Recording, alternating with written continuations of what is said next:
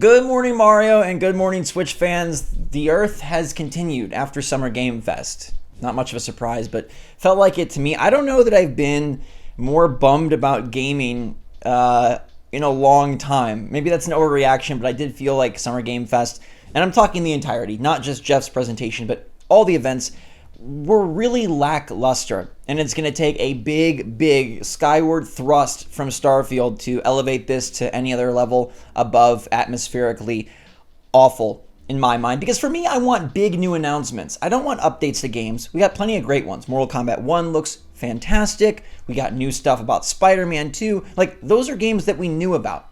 E3 summertime to me is about announcing games.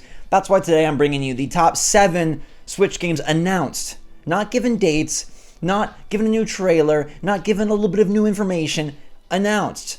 New stuff is most fun, in my opinion, so let me know what you think of these and which is your favorite in the comments down below. It was quite hard to find 7, which I find sad, and another reason why yesterday's Nintendo Direct leaks are really important, because I think we're going to need that if we want any semblance of new releases, not just for Switch, but new releases in general. It feels like Nintendo is kind of like they are the harbinger of brand new for 2023.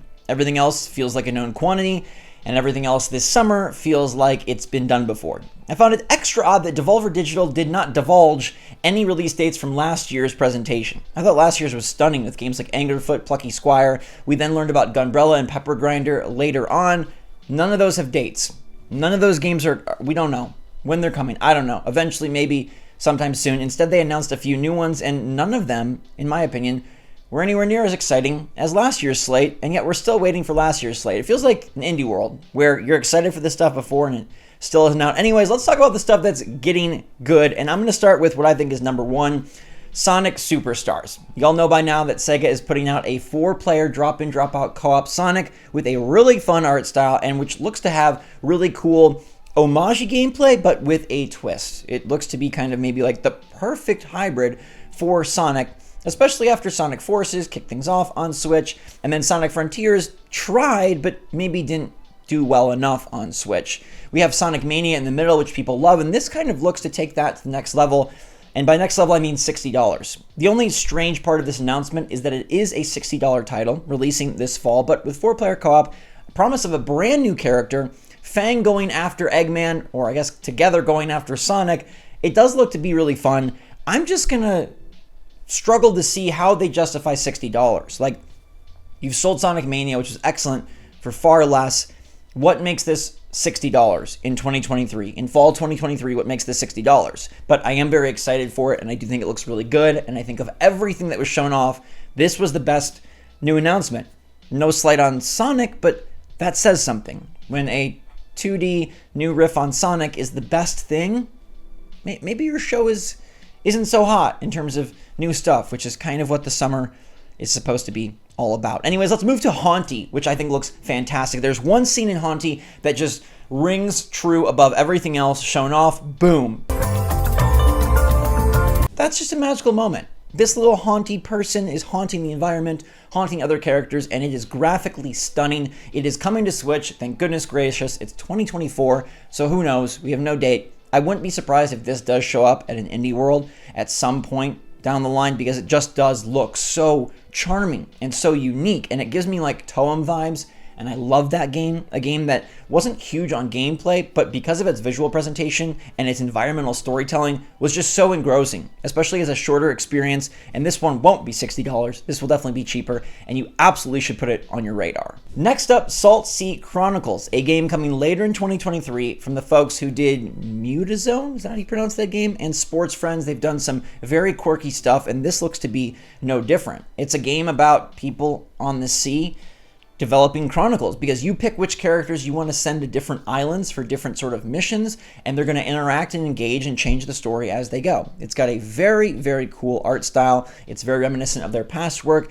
and if it does have an engaging story, it looks like this could be another superstar indie for the year. It's announced for Switch, which is big thumbs up, and I do just love that this is quirky and trying something new, and it doesn't look like it's like one of those like super self-serious stories. It looks like it's going to be interesting and well done. It almost gives me Dredge vibes if you've seen that game or played that game, sort of the Lovecraftians, things start out simple and then get crazy. There's definitely a mystery going on in Salt Sea Chronicles, and I'm excited for it. I'm also excited for Shadows of the Damned Remaster, which wasn't confirmed for Switch, but we know Suda51 and Grasshopper love the Switch, so this thing I really 99% believe will be on Switch. It's a game for 2011, so it can absolutely run even in a remastered capacity, but this was kind of like, for me, the golden era of gaming. Maybe that sounds weird, but back in 2011, like, games were single player, games were set piece focused, games were linear, and games had really good ideas. Shadows of the Damned feels like Resident Evil done by someone with a little more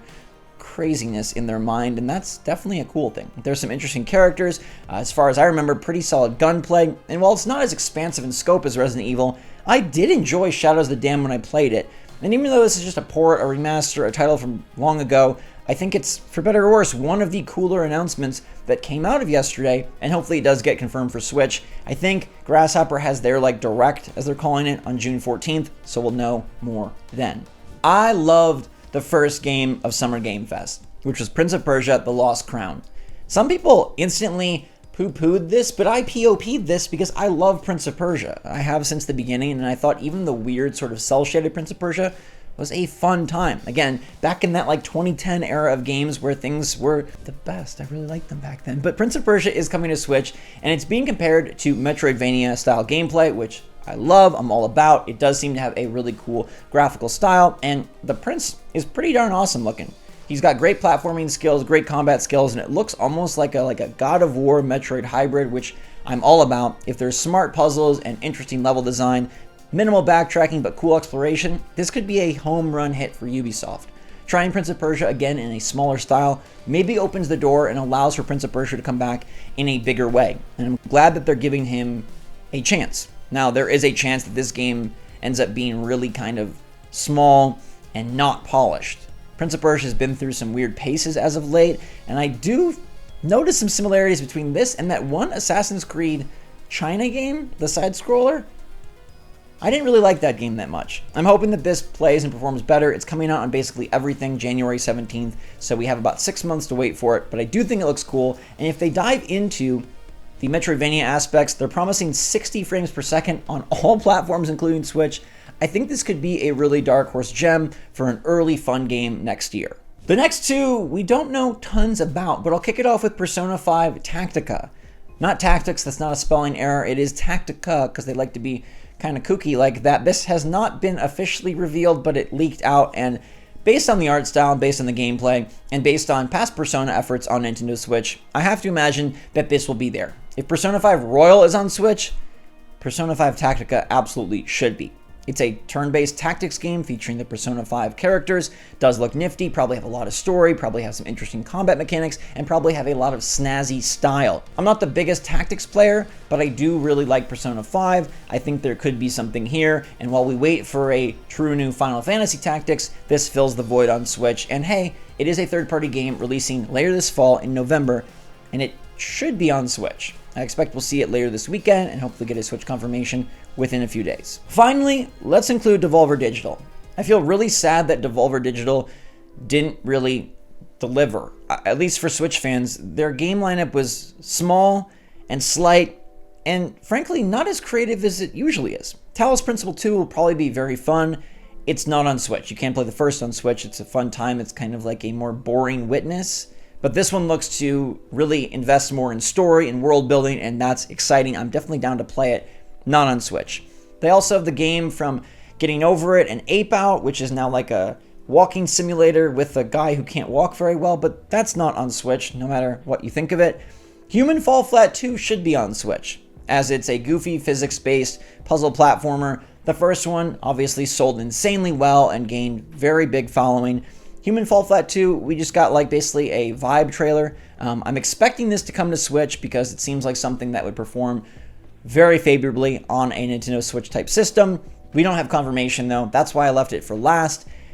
It's just sucky that we don't really have anything else from Devolver to talk about. I understand they already have a bunch of games out there, but I would have liked to see more of them or see release dates or something. Instead, we got a Wizard with a Gun trailer. No release date though, except the year.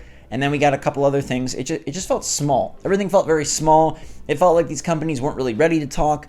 We know they have games coming, but it just feels like the timing was off. And maybe that's where Nintendo is super smart. They said the June timing wouldn't work for them, the early June. Maybe it's late June, maybe it's July. I don't know when they go, but hopefully they have planned and picked out a better slate of announcements.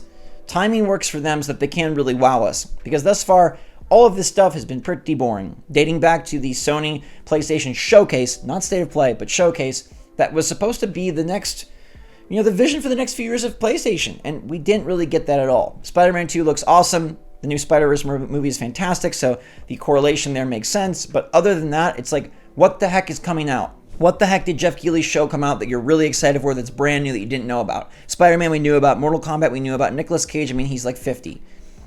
Or 60? I don't know, but all this stuff has been pre-known, and I wanted new. But at least we have 7 new Switch games. My most exciting out of these, Sonic Superstars, Haunty, and Prince of Persia. Let me know which ones you like most in the comments down below.